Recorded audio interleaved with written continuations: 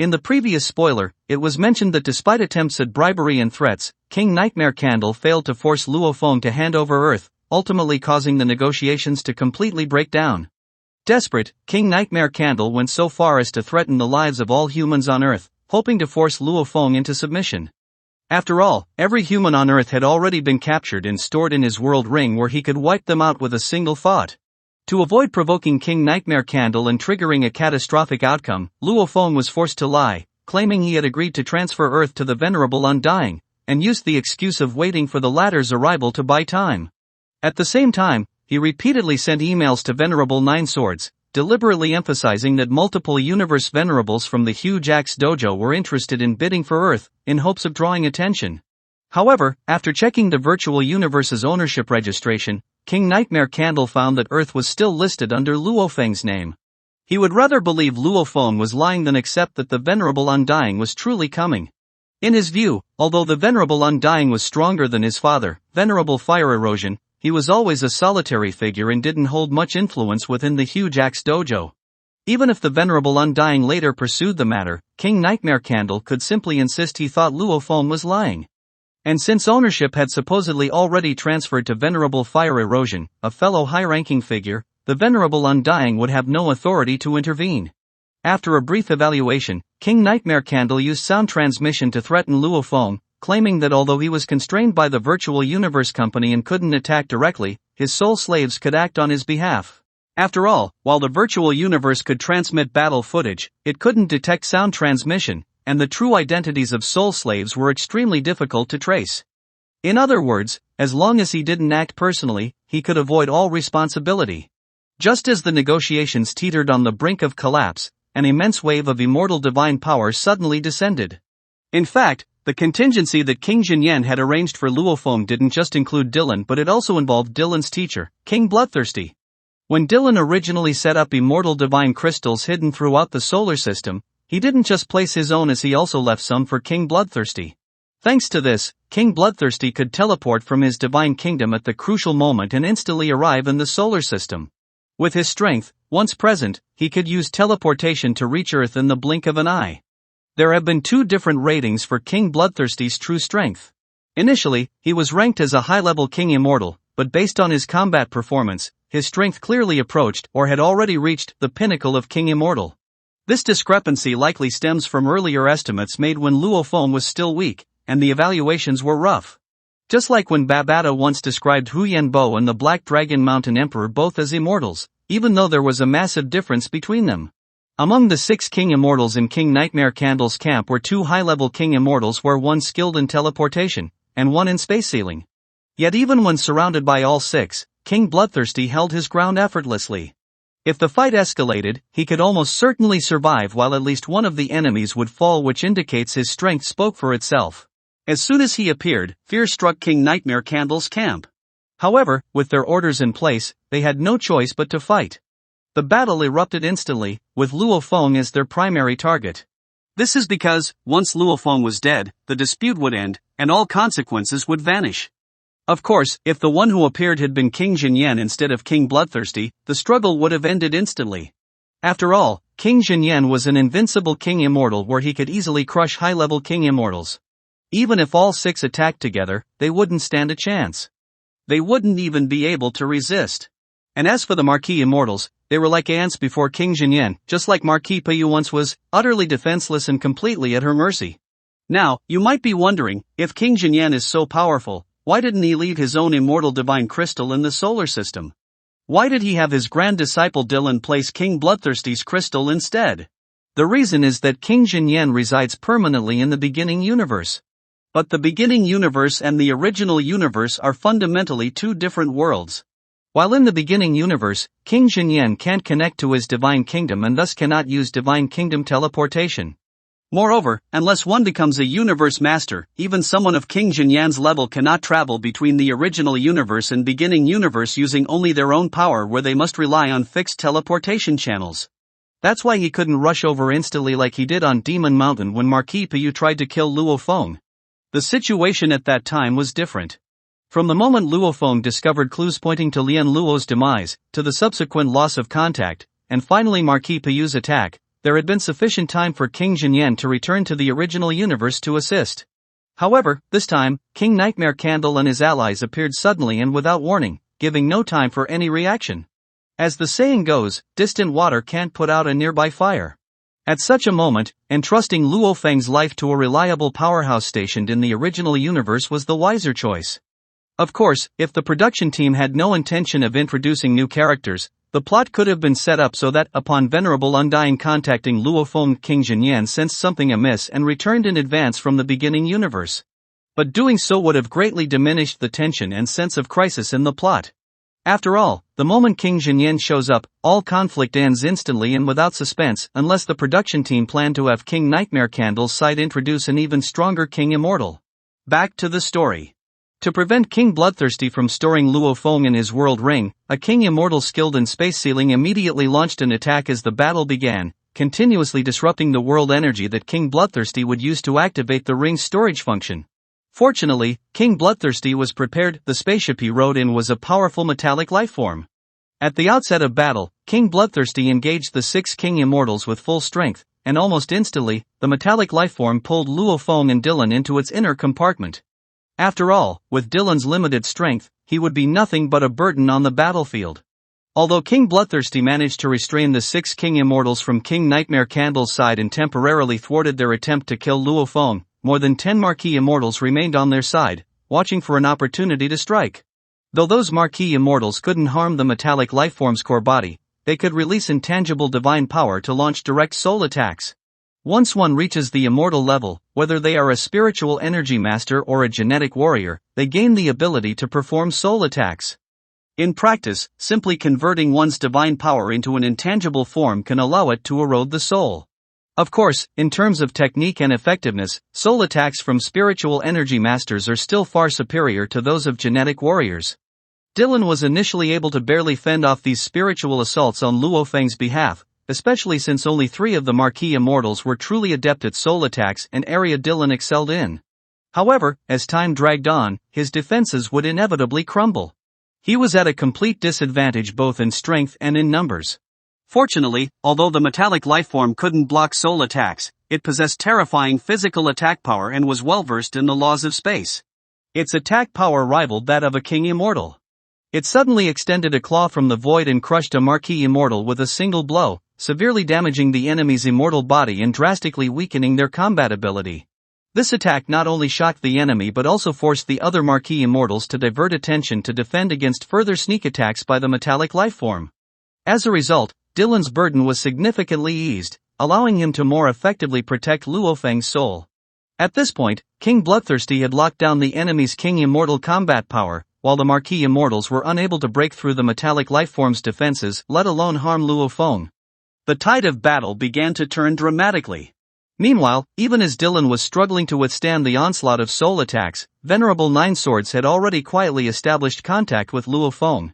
For a universe venerable, even without fully understanding the entire situation, it was not difficult to grasp the key point of the conflict. So long as Luo Feng survived, Earth's ownership would remain secure. If Earth stayed in Luo Feng's hands, it meant control would remain with the virtual universe company. In contrast, if Earth were to fall into the hands of the huge Axe Dojo, although they were also part of the human race, they belonged to a different faction. Negotiations would undoubtedly become far more complicated and difficult. With this understanding, Venerable Nine Swords decisively intervened. He mobilized nearly all the King Immortals under his command and assembled a massive Immortal Legion. Then, with the help of a fellow King Immortal who was an ally of King Bloodthirsty, the Legion used a Divine Kingdom teleportation technique to instantly arrive in the solar system. At that moment, the immense Immortal Legion swept through like a cosmic tidal wave. Over 1,000 immortal powerhouses gathered in one place, their overwhelming presence blanketing the starry sky like a heavenly curtain. King Nightmare Candle's faction was almost instantly stripped of the will to resist. After all, even the weakest among this legion vastly surpassed Dylan in strength. At the front of the force stood King Longyu, a powerhouse whose strength nearly rivaled that of King Jinyan, a King Immortal at the absolute peak. With such a formidable army, they could easily crush even an immortal-level Zerg hive, let alone King Nightmare Candle's side, which had fewer than 20 immortals. They stood no chance at all. Regarding King Nightmare Candle's unrestrained attempt to assassinate Luo Feng, as the representative of the Virtual Universe Company, King Longyu had to uphold the company's dignity. Under overwhelming pressure, she issued the command without hesitation, which prepare to capture King Nightmare Candle on the spot, as a warning to others. Faced with the crisis, King Nightmare Candle's expression was grim. Knowing it was nearly impossible to escape his fate, he still refused to surrender. Gritting his teeth, he activated a mysterious treasure on his forehead, determined to break free even at the cost of severe injury. Just the initial aura of that treasure plunged Luo Feng into a nightmarish state. Yet at that very moment, a pressure akin to the heavens collapsing suddenly descended, forcibly interrupting King Nightmare Candle's technique and suppressing the entire battlefield. The sheer might rendered every immortal present frozen in place, while Luo Feng was shaken to the point his soul trembled, he fainted on the spot. Accompanied by the source of this overwhelming force, Venerable Fire Erosion appeared. He was like a true sun descending from the sky, his scorching flames so intense that even a star's brilliance paled in comparison. Venerable Fire Erosion was known to dote on his only son. Because of this favoritism, King Nightmare Candle had always acted recklessly without concern. Now, seeing King Longyu and others attack his son, Venerable Fire Erosion arrived in fury. His presence alone shook the spirits of even the Virtual Universe Company's immortals, who all wore bitter expressions. Strangely, Luo Feng did not sense any threat to his life. Instead, he faintly felt a trace of warmth from Venerable Fire Erosion. The latter spoke gently, attempting to persuade Luo Feng to sell Earth. Even after Luo Feng firmly refused, Venerable Fire Erosion did not force him. On the contrary, he publicly rebuked King Nightmare Candle for acting recklessly and without respect for order, then sentenced him to an unimaginably dreadful prison within a terrifying starfield, for a sentence of 10 million years. The scene stunned everyone, leaving many powerful beings baffled. After ordering King Nightmare Candle to release all Earthlings, Venerable Fire Erosion took him away and departed the solar system. This sudden and intense conflict caught the full attention of Venerable Nine Swords. After all, among the countless life planets controlled by universe venerables, why would both Venerable Undying and Venerable Fire Erosion act against an unremarkable planet like Earth at the same time? With growing suspicion, Venerable Nine Swords investigated, and the results shocked him. Nearly all of the universe venerables from the Huge Axe Dojo had quietly sent their subordinates toward Earth. However, limited by the great distance and lacking the early preparations like the immortal divine crystal planted by King Nightmare Candle, they failed to arrive in time and lost the initiative. This movement spread rapidly among the universe venerables. Even universe venerables and universe country lords from the Virtual Universe Company contacted Venerable Nine Swords to uncover the truth. Unfortunately, even after personally summoning Luo Feng, Venerable Nine Swords couldn't uncover Earth's secret. After all, had Luo Feng not heard it from Hong, he wouldn't have known either. Though unable to pierce the mystery, Venerable Nine Swords was certain of one thing: Earth must remain under the Virtual Universe Company's control. It must not fall into the hands of the Huge Axe Dojo. Thus, before the truth was revealed, he decisively issued a command under the authority of the Virtual Universe Company's High Council, which completely banning all private transactions involving Earth. From that moment on, no private sale or manipulation of Earth would be permitted by anyone. Earlier, it was mentioned that Venerable Fire Erosion was overly indulgent toward his son, yet he ultimately imposed a severe punishment on King Nightmare Candle. On the surface, this seemed contradictory. But in fact, it wasn't. That punishment didn't come from Venerable Fire Erosion himself, but from his master, the Void Gold Master.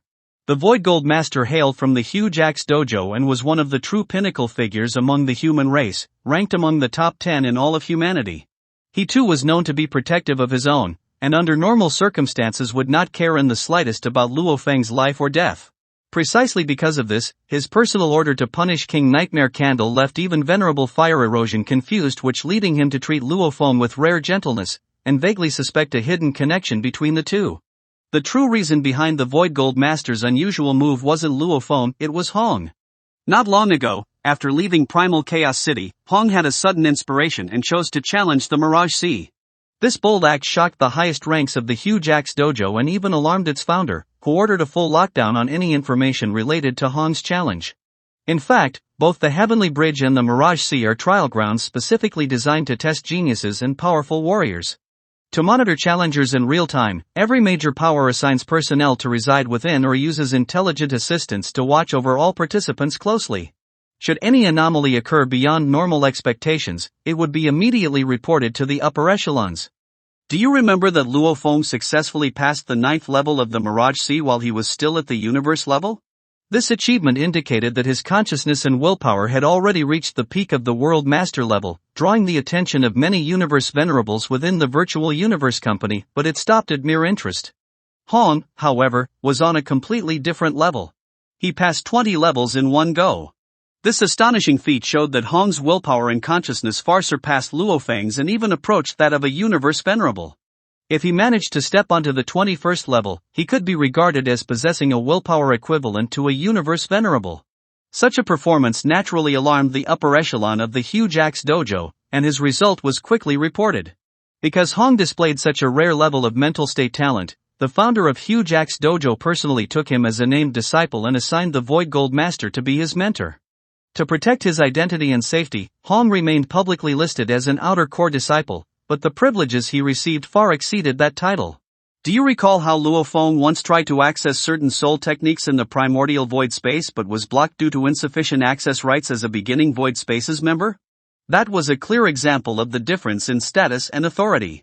Meanwhile, Hong, despite only being at the universe level, was already able to access tasks issued directly by universe venerables from the Huge Axe Dojo, which proof of his extremely high level of authority. Without such status, how could Hong have acted so swiftly when Earth was once again plunged into conflict, when countless immortal powerhouses descended and billions of humans were captured into a mysterious world? How could he have immediately intervened and requested aid, leading to the Void Gold Master personally stepping in? In name, Hong and the Venerable Fire Erosion are both disciples of the Void Gold Master, but in fact, Hong was hand-picked by the founder of Huge Axe Dojo himself. Their positions and futures are worlds apart. That's precisely why the Void Gold Master ultimately sided with Hong. Now, you might wonder, does all of this mean that Hong's talent far surpasses Luo Feng's?